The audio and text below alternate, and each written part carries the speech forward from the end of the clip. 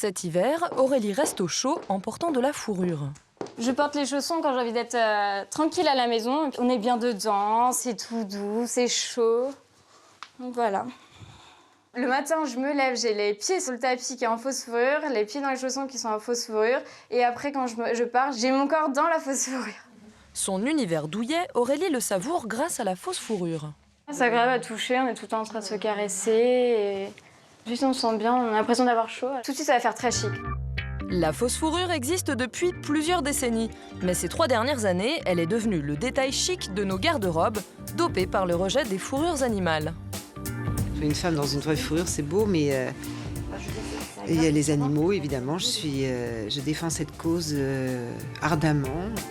La fausse fourrure s'invite à présent dans les boutiques de luxe et les vitrines du prêt-à-porter. De 4 à 10 fois moins cher que la vraie fourrure. On a pourtant du mal à faire la différence tant les imitations sont bluffantes. Elle est aujourd'hui fashion, pourtant elle ne serait qu'un instinct ancestral remis au goût du jour. Dans l'être humain, il reste encore ce fond de chasseur-cueilleur là. De la bordure de nos capuches aux manteaux, gants et accessoires, pourquoi les toisons synthétiques plaisent-elles autant? Les fausses fourrures se valent-elles toutes? Avec une dizaine de pièces pour passer l'hiver, Aurélie est une inconditionnelle de la fausse fourrure. Celui-ci, un gilet, le prix est de 20 €. Pour le même gilet en authentique fourrure animale, comptez au minimum 500 €. Aurélie, elle, multiplie les bonnes affaires en synthétique. Celui-ci où vraiment il faut compter 10 € le manteau, ce manteau-là, pour 30 €. Le prix de la fausse fourrure varie en fonction de sa qualité. Avec une fourrure qui va vraiment ressembler à une vraie fourrure, il faut compter plus d'une centaine d'euros. Vraiment, on voit comme la différence au niveau de la qualité. On voit tout de suite au niveau visuel, mais aussi au niveau du toucher, ça va être moins doux. La fausse fourrure a aussi un avantage indéniable, son entretien. Les matières dans la fausse fourrure, c'est celles utilisées dans des pulls, dans des t-shirts. Donc il n'y a pas forcément plus d'entretien avec une fausse fourrure. Peut-être le détail qui va changer, ça va être au moment du séchage. C'est comme les cheveux, il faut les démêler. Le poil synthétique est lavable en machine à 30 degrés. Bien plus économique qu'une vraie fourrure, puisqu'il faut compter 60 € en moyenne pour l'entretien d'un manteau chez un fourreur. Au regard comme au toucher, les imitations bluffantes du synthétique font aujourd'hui illusion. Nous avons soumis 3 toques aux passants. Une vraie et 2 fausses. Une vraie en renard, une imitation lynx et l'autre imitation chinchilla. Ça, C'est quoi? c'est le faux. C'est comme si c'était un nylon. Fake. Au toucher, quand elles sont des belles fausses fourrures, c'est compliqué. Mais si on regarde, ça c'est une fausse. Il n'y a pas la peau. On n'enlève pas les poils quand même. Pour les planter sur un tissu. J'ai raté, hein. C'est trop mignon, j'ai envie de le garder. C'est du vrai, allez. Un renard argenté. Ouais, c'est du lapin, c'est du vrai. Enfin, c'est la vraie bébête. Et celle-ci? Bah ça aussi, on dirait du vrai. Hein. Mais c'est bluffant, c'est pas. On voit pas si c'est le faux ou c'est le vrai. Comment réalise-t-on ces fausses fourrures plus vraies que nature? Pour le savoir, nous avons retrouvé le dernier fabricant français de fausses fourrures à Neuville-en-Ferrain, dans le Nord.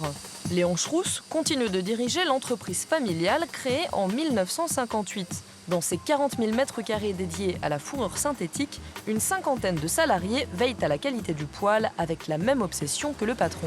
Même les gens qui travaillent chez nous ont toujours de la fourrure autour d'eux, ils en mettent. Il y a quelque chose de très tactile, même sensuel à la limite avec le toucher du poil. On touche tout le temps. C'est une maladie qu'on a tous de toucher les pièces, vérifier que ce soit doux. Nous, ça doit être doux tout le temps. La base, c'est ce blanc écru en acrylique importé de Corée.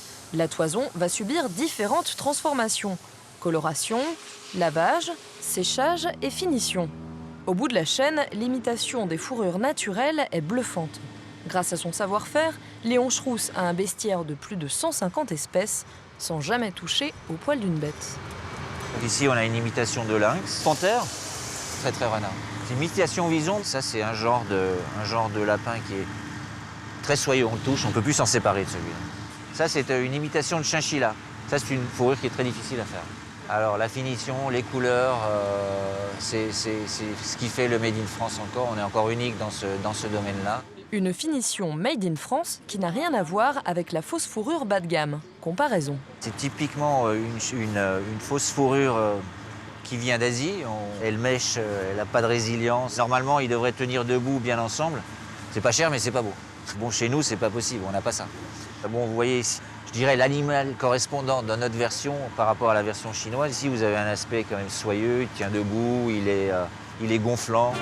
Le prix non plus n'est pas le même. 13 € le mètre de fausse fourrure chinoise contre 35 € pour celle de Léon. Un rapport qualité-prix qui a séduit Nicolas Ozzi. Dans sa boutique, il décline les fausses fourrures sous toutes leurs coutures. On fait des produits de qualité et on fait des produits en fausse fourrure.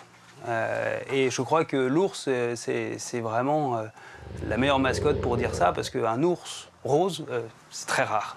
Un transat. Faut que vous essayiez. Hein.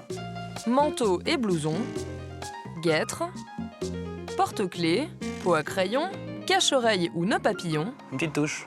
Il est le premier admirateur de ses créations. Alors moi, je le porte pas tous les jours, malheureusement. Mais en tout cas, ça fait un produit qui est hyper élégant, très chic, simple à porter et chaud. L'imitation réussit bien son pari. Économique, élégante et facile à entretenir, la fausse fourrure a tous les avantages pour vous permettre de finir l'hiver en étant chic, au chaud.